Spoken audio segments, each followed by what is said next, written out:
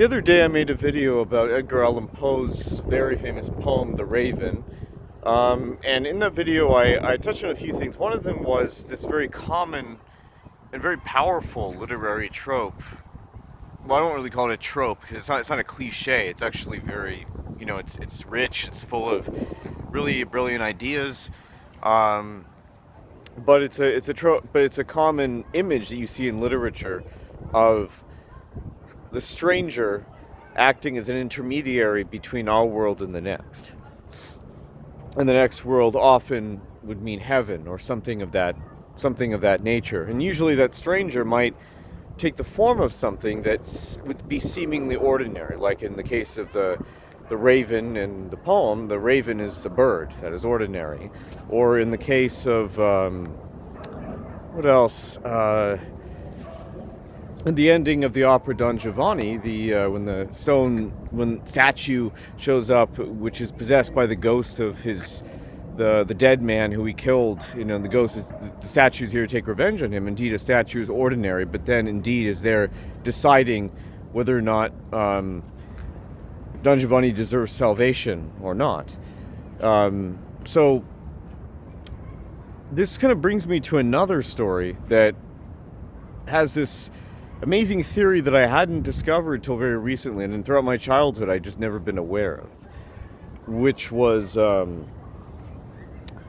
Snow White. Is that in the movie of Snow White, at least, I don't know about the original fairy tale, but that apparently that Snow White may never have actually survived. Actually, it's very clear that she never survived the coma that was induced by the poisoned apple, and indeed at the end that she dies, and the prince that comes to rescue her is actually her guardian angel who brings her to the kingdom of heaven. And the kingdom of heaven is portrayed, as you can see, the kingdom that she goes to at the end is this sort of glowing, illuminated place. This often is portrayed in paintings and literature, and the dwarves don't accompany her.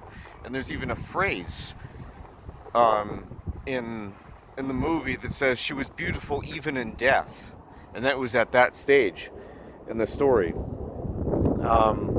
So I'm glad I found this video, because I think this points to, again, the prince being something seemingly ordinary, but acting as an intermediary, and that this is something that I, as a writer, have been, as I explained in my last video, toying with this concept a lot of my own writing, because I think it speaks to more things than just our own kind of morbid fascinations or our own fantastical fascinations.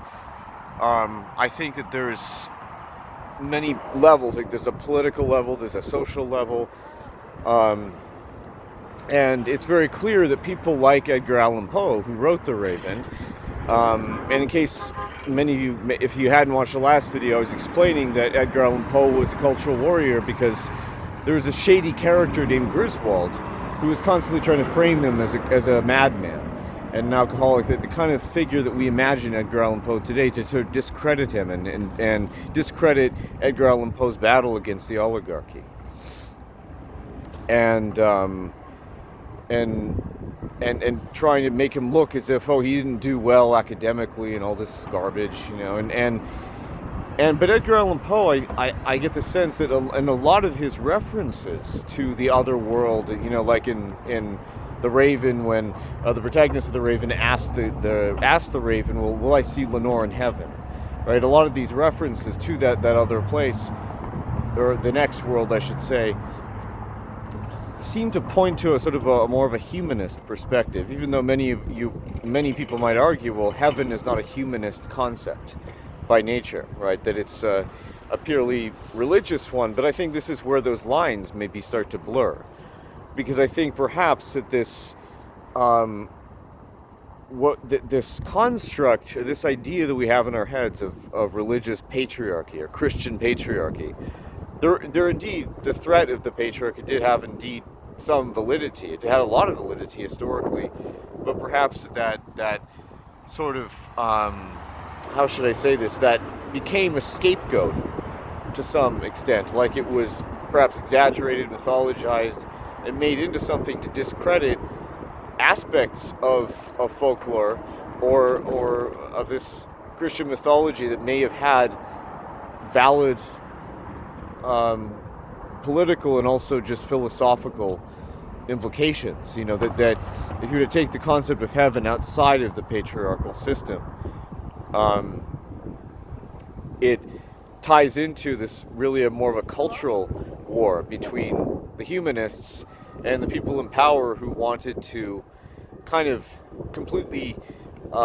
erase or eradicate anything that was more sacred or more meaningful from Western culture, because they wanted human beings to simply worship the state and not really have any faith in their own potential, really, in their own abilities.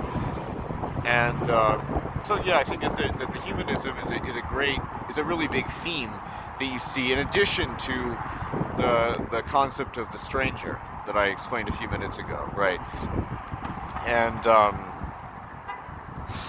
I think particularly it's important in fairy tales in general. And I often notice that fairy tales will touch on these ideas without necessarily explaining them explicitly.